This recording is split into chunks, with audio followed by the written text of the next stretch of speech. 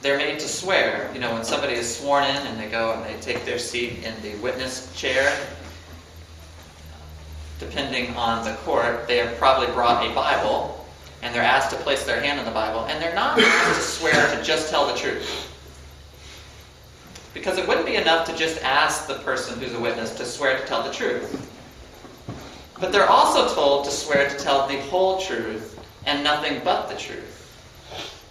Because it's possible to give information and testimony which is factually correct, but which omits a lot of information which is really relevant and pertaining to the case.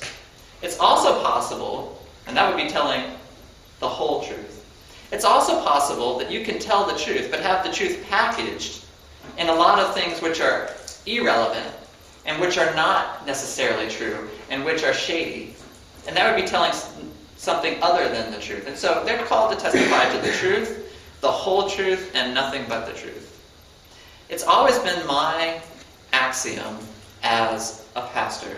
I've had several, but one of the axioms as a pastor is to tell you the truth, the whole truth, and nothing but the truth. I've tried not to be an ear itcher, an ear tickler, while I've been here. I've tried to tell you the whole truth. I've also tried to tell you nothing but the truth. I haven't tried to include in these sermons my own pet peeves and my own philosophical, political, denominational ideas.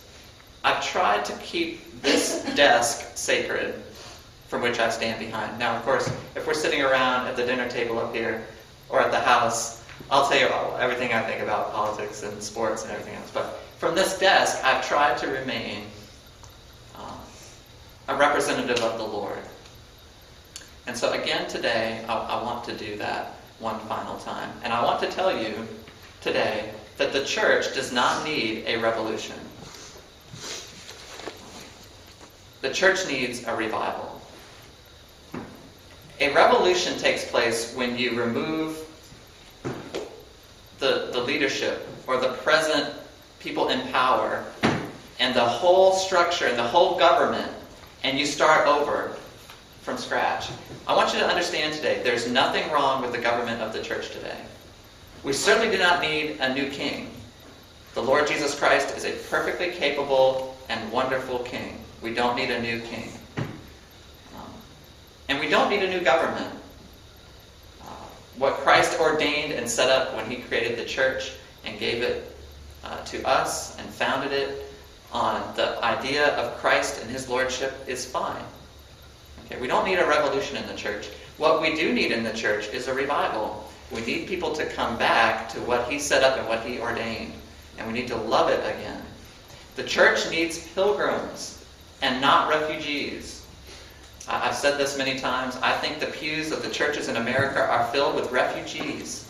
People who have fled their lives of addiction, their lives of sin and sorriness and bondage, and they've sought refuge in the pews.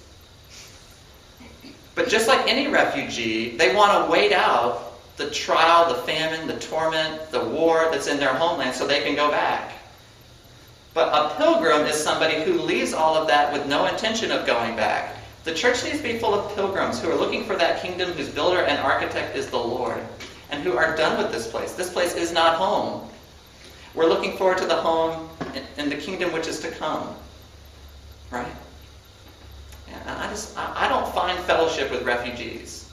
Even though I understand that they're hurting, and I understand that they see in the church and in the gospel of Jesus Christ and in the law something which is a tonic and a balm for their weary souls. I get that. I understand it. But I don't fellowship with refugees. The real friends that I have in ministry and in Christian walks, they're pilgrims. Okay? And that's really what we need.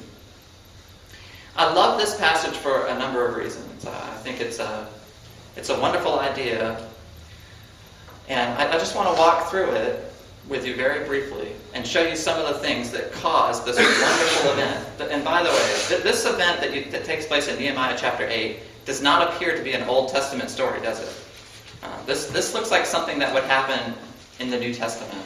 It's a New Testament account, a New Testament event in the Old Testament. The first thing I want you to see from this passage is that no wall can protect you from yourself. Okay? Look again at verse 1. It says here, "And all the people gathered as one man at the square which was in front of the water gate, and they asked Ezra the scribe to bring the book of the law of Moses, which the Lord had given to Israel."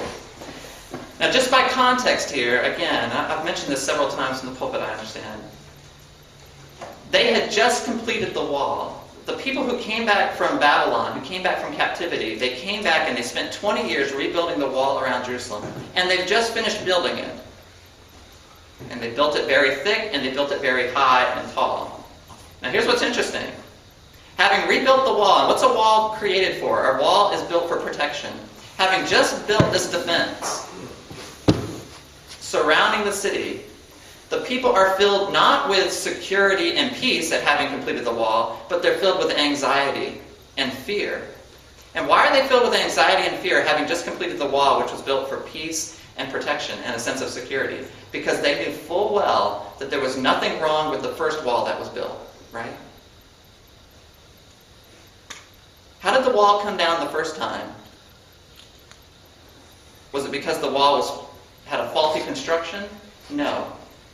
They knew full well that Israel was not conquered from without until it was first rotted from within, right?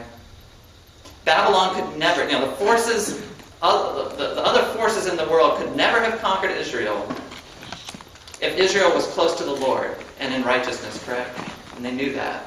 And so here, as they rebuilt the wall, they realized that no wall is going to protect them from all that would seek to destroy them alone. What they needed to do was to restore a right